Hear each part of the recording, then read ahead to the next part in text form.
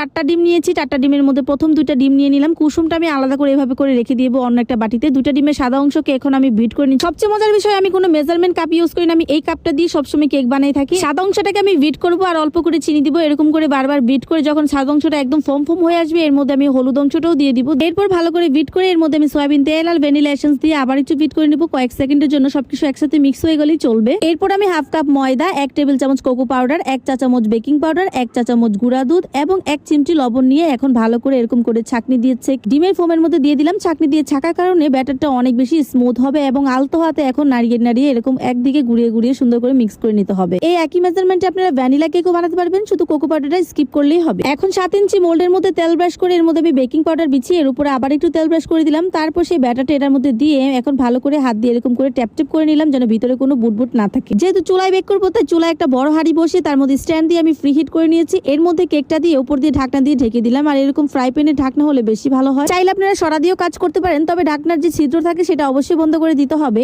এর মধ্যে আমি আবার ভ্যানিলা কেকের জন্য ব্যাটার তৈরি করে নিলাম, সেই একই মেজারমেন্ট। এইদিকে আমার চকলেট কেকে কিন্তু পুরোপুরি হয়ে এসেছে, একদম পারফেক্ট ভাবে কুক হয়েছে। এখন আমি হাত দিয়ে স্পর্শ করে দেখলাম অনেক বেশি সফট হয়েছে। কেক দুইটা ঠান্ডা হতে দিয়ে এখানে আমি একটা ট্রপিক্যাল ক্রিমের বেশিরভাগই নিয়ে ফেলেছি, কারণ এর আগে কিছুটা অংশ দিয়ে আমি আরেকটা 1 পাউন্ডের কেক বানিয়েছিলাম। বাকি যতটুকু ছিল সেটা দিয়ে আজকে 2টা কেক বানাবো। ক্রিমটা যখন হালকা বরফ থাকবে তখন আপনারা বিট করার চেষ্টা করবেন, তাহলে আপনাদের ক্রিমের নিচে আর বরফ দিতে হবে না। নিশ্চয়ই সাথে ঠিক থাকার জন্য আমি হালকা একটু চিনি দিয়ে তারপর এখন হাই হিটে বিট করে নিচ্ছি, যতক্ষণ একদম পারফেক্ট ভাবে বিট হয়ে যাচ্ছে। খুব ভালো করে বিট করে নেবেন, একদিকে ঘুরাবেন সবসময় বিটারটাকে। ভালো করে ঘুরাতে সুন্দরভাবে যখন বিট হয়ে যাবে তখন দেখবেন ক্রিমটা ফুলে একদম দ্বিগুণ 3 গুণ হয়ে যাবে। বিট করতে করতে আমার কেকগুলো ঠান্ডা হয়ে গিয়েছে। প্রথমে আমি চকলেট কেকটা নিয়ে একটু ডিমোল্ড করে নিচ্ছি। ডিমোল্ড করার পর এখন দেখলাম অনেক বেশি স্পঞ্জি হয়েছে, মনে হচ্ছে একদম ওভেনে বেক করেছি। এখন এটাকে আমি 3টা স্লাইস করে নিচ্ছি। প্রথম একটা স্লাইস করে এখন দ্বিতীয় নম্বর স্লাইসটা করলাম। এই তো আমার 3টা স্লাইস হয়ে গিয়েছে। অনেকেই জিজ্ঞেস করেন কিভাবে আমি চকলেট গানাশ বানাই, তো এখন আপনাদেরকে দেখাই দেই। আমি আগে থেকে একটু ক্রিম আলাদা করে একটা স্টিলের বাটিতে নিয়ে রাখছিলাম। এখন চুলা একদম লো হিটে বসিয়ে একটু হালকা নাড়াচাড়া দিয়ে চুলা থেকে নামিয়ে ফেলবো, কারণ এটা বেশিক্ষণ রাখা যাবে না, তখন কিন্তু সুন্দর হবে না। গানাশের সাথে বেশি করে চকলেট দিলে কিন্তু আপনার চকলেট গানাশটা একদম রেডি। তো চুলা থেকে নামিয়ে তারপর আমি ঠান্ডা করে নিব।